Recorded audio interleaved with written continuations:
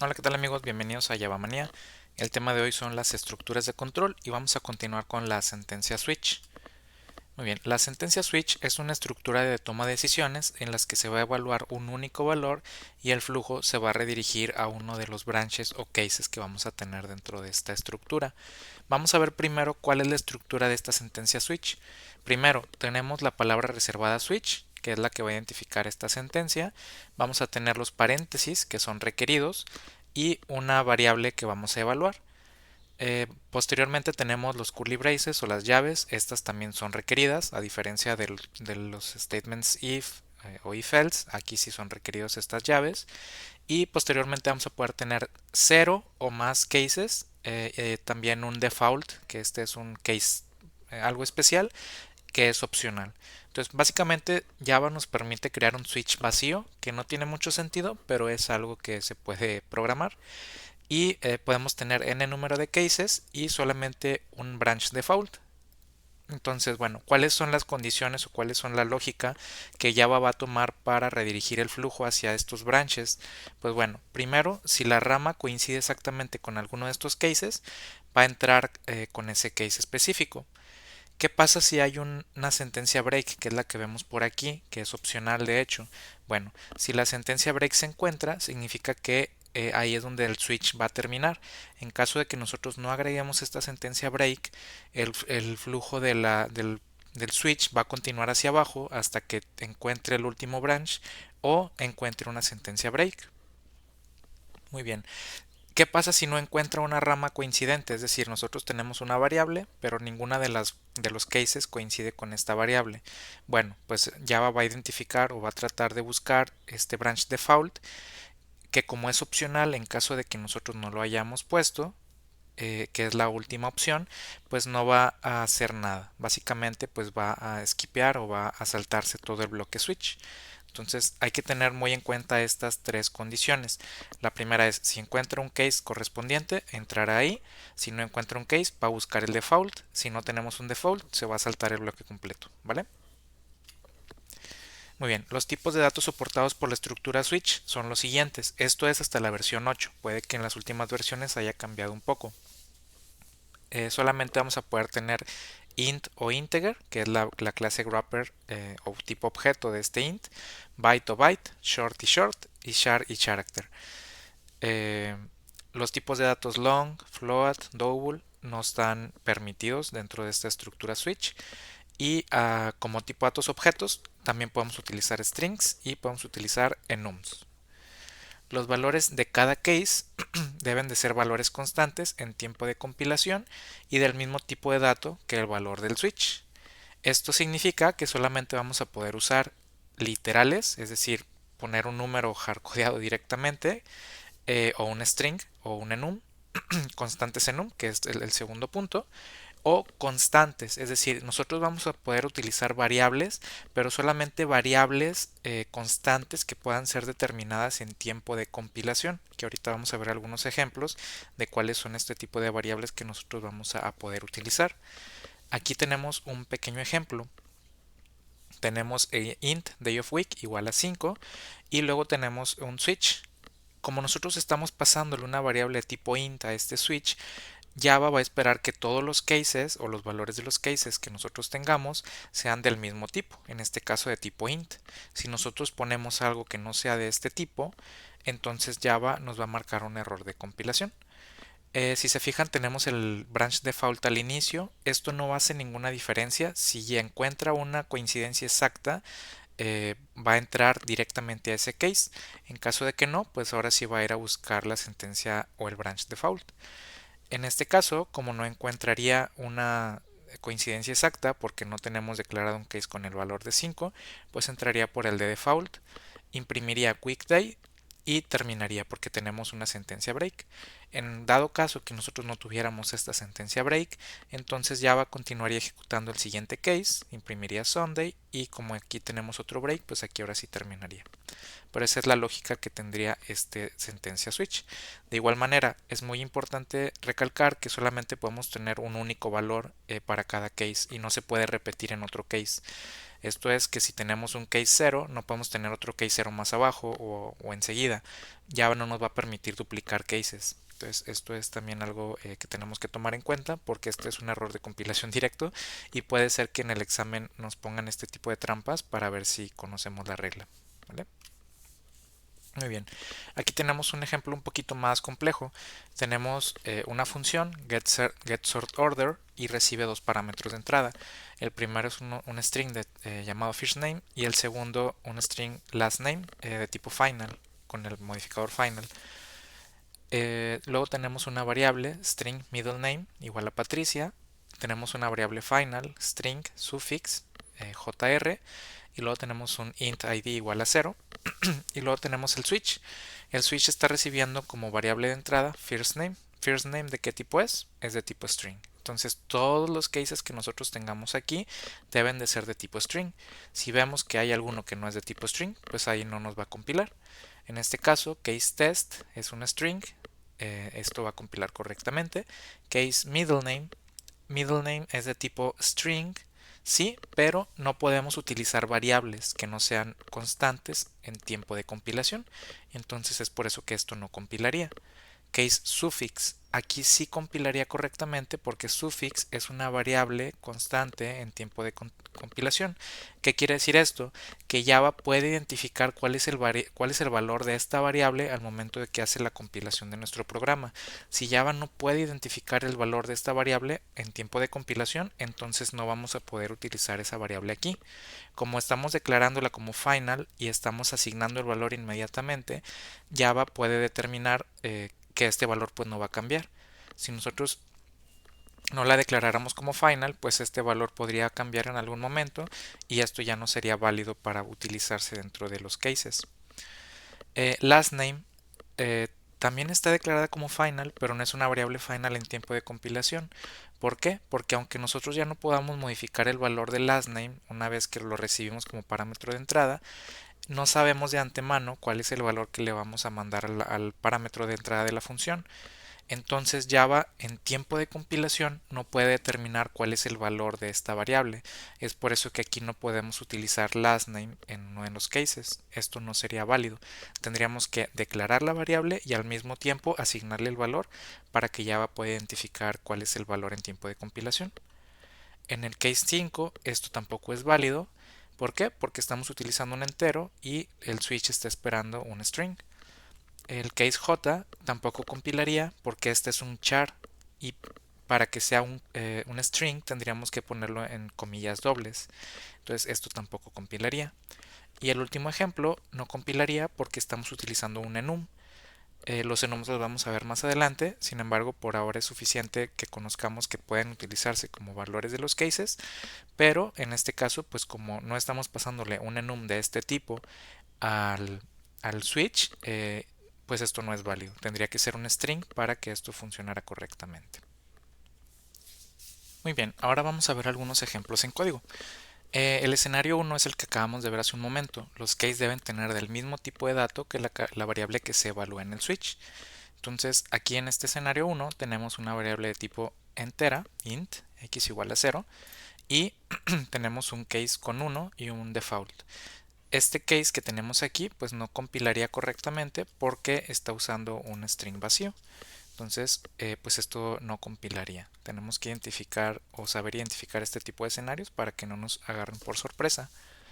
El escenario número 2 se pueden utilizar variables siempre y cuando sean declaradas como final e inicializadas en el mismo statement. Esto es lo que veíamos hace un momento con estas variables de entrada de la función, que aunque declaradas como final, tienen que ser inicializadas en ese momento para que Java pueda identificar cuál es el valor de esa constante. En este caso, tenemos un switch donde el valor de entrada es n, que es de tipo integer o entero, y aquí compila correctamente, por ejemplo, con esta variable y, porque es una variable final donde le estamos asignando el valor al mismo tiempo. Entonces Java cuando hace la compilación dice, bueno, pues este valor siempre va a ser 1. Para nosotros es mucho más fácil leerlo porque pues podemos ponerle una etiqueta que nos sea más fácil identificar a qué hace referencia este case. Sin embargo, pues Java pues va a identificar, bueno, este case es un 1 y hace el reemplazo en tiempo de compilación. En este caso de la B, pues es la misma situación. Como estamos declarándola como final y declarando o asignando el valor en este momento, pues Java también puede identificar cuál es el valor de esta variable al momento de compilarlo. Es posible tener este caso si están presentes. ¿Qué pasa si, por ejemplo, yo tengo esta Y que tiene un valor de 1 y yo declaro otro case que sea también con el valor de 1? Pues bueno, esto no nos va a compilar. ¿Por qué? Porque Java va a identificar que tenemos dos cases con el mismo valor. Entonces, solamente podemos tener un valor o valores únicos en nuestros cases. Si tenemos valores repetidos, pues ahí nos va a marcar un error en tiempo de compilación. Entonces también hay que tener un poco de cuidado en ese sentido, validar que todos los cases tengan valores únicos y que no estén repetidos de aquí en nuestro switch. Como habíamos comentado anteriormente, los valores tipo long, boolean, double, float, pues no están permitidos. Solamente podemos usar de int hacia abajo, que vendrían siendo int, short, byte, char y sus correspondientes clases wrapper. Si yo utilizo algún otro como m, que en este caso es un long, o la z, bueno, en este caso la z sí funcionaría, pero si yo trato de utilizar un tipo de dato que no está permitido, pues no me va a compilar correctamente. Entonces también tengan en cuenta este tipo de datos porque pues pueden llegar a verlos en el examen y pues ahí la respuesta sería que no compila correctamente. En el escenario número 3 tenemos los enums. Como habíamos visto anteriormente, pues también podemos utilizar, además del tipo de datos primitivos, enums y strings. Eh, Ahorita solamente hay que tener en cuenta que nosotros si le pasamos el enum al switch, pues solamente vamos a poder utilizar enums del tipo que le hayamos pasado. En este caso el tipo es day of week, entonces solamente podemos utilizar los enums que estén dentro de esta clase. En este caso, por ejemplo, day of week, que es de la clase Java Time, que la vamos a ver más adelante, tenemos Monday, Wednesday, Thursday, Friday, etcétera. Si nosotros tratamos, eso es algo también importante, de utilizar su qualifier, que es básicamente el tipo de dato, en este caso day of week, esto no nos va a funcionar. Como Java automáticamente determina que el tipo de enum que le estamos pasando es de day of week, no es necesario que nosotros especifiquemos esto otra vez en el case, solamente tenemos que especificar el elemento particular dentro de day of week que queremos utilizar. Entonces, si yo le quito este qualifier de day of week, pues esto ya funciona correctamente, ¿vale? En el escenario número 4 tenemos también los strings. Como habíamos dicho, podemos utilizar variables final que sean variables en tiempo de compilación, constantes en tiempo de compilación. Entonces, como aquí yo estoy asignando eh, esta variable final y este valor aquí mismo, es por eso que Java puede determinar en tiempo de compilación cuál es el valor que va a tener este mx. Y por eso lo puedo utilizar en mi case. ¿Qué pasa si yo le quito este final? Bueno, pues ahí ya no es una variable final en tiempo de compilación o una constante y por eso Java me marca un error de compilación aquí, ¿vale? De igual manera podemos poner las literales o las variables explícitamente aquí. Solamente recordar que para que sean válidas tienen que ser con comillas dobles. Si yo lo pongo con comillas simples, pues esto ya no es una string, sino es un char. Entonces ya no sería válido.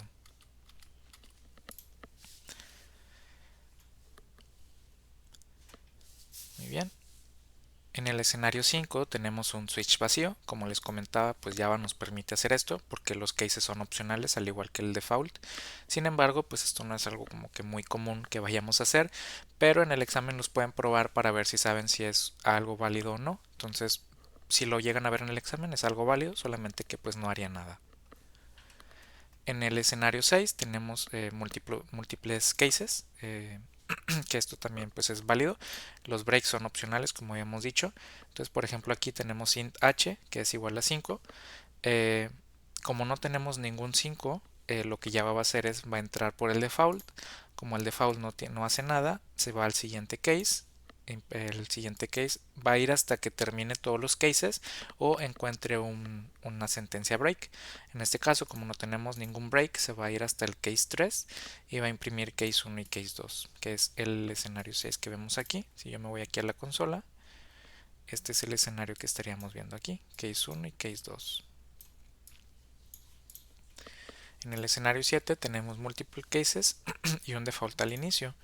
Aunque yo tenga el default al inicio, si el bloque, si la variable p tiene una coincidencia con alguna de las ramas de aquí, de los cases, pues solamente va a entrar a ese case en particular, no importando que el default esté al inicio. Recordemos que no, la regla nos dice que Java primero va a intentar entrar al case correspondiente y si no lo encuentra ahora sí va a ir a buscar el default.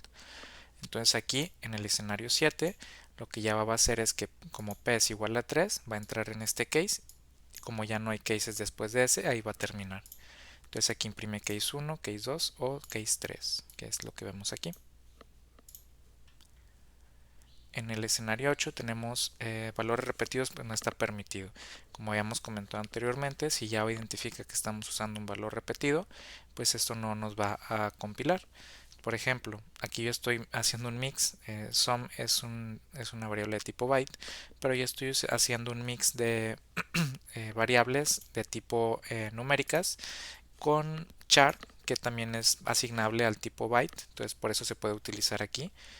Entonces, si yo quito esto de aquí, esto me marca que está repetido porque está utilizando el valor ASCII de la Z, que en este caso es 122, entonces por eso me marca que hay un valor repetido. De igual manera, aquí por abajo tengo el de la A mayúscula corresponde al valor 65 en ASCII y yo ya tengo la A por acá arriba, entonces si yo quito esto por aquí, pues también me va a marcar que ya hay un case repetido. Obviamente en el examen no se van a poner tan piquis con este tipo de cosas, en el sentido de que no van a empezar a mezclar ASCII con valores numéricos. Sin embargo, pues es algo bueno que conozcamos este tipo de escenarios por si se llegase a dar la situación. ¿Ok? En el escenario número 9 tenemos que cuál es la importancia de la sentencia break.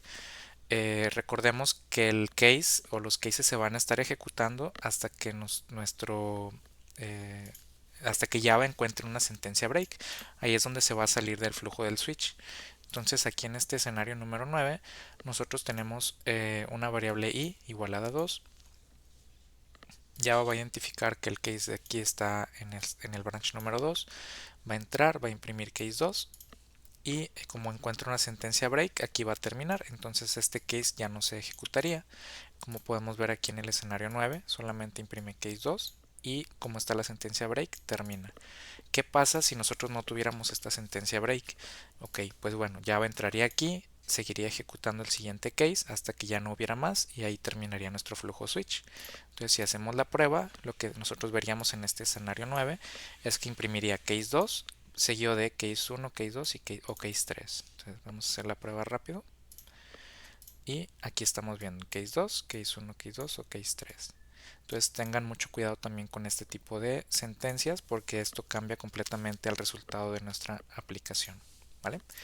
Y bueno, esto sería todo por el tema de hoy. Muchas gracias por ver el video.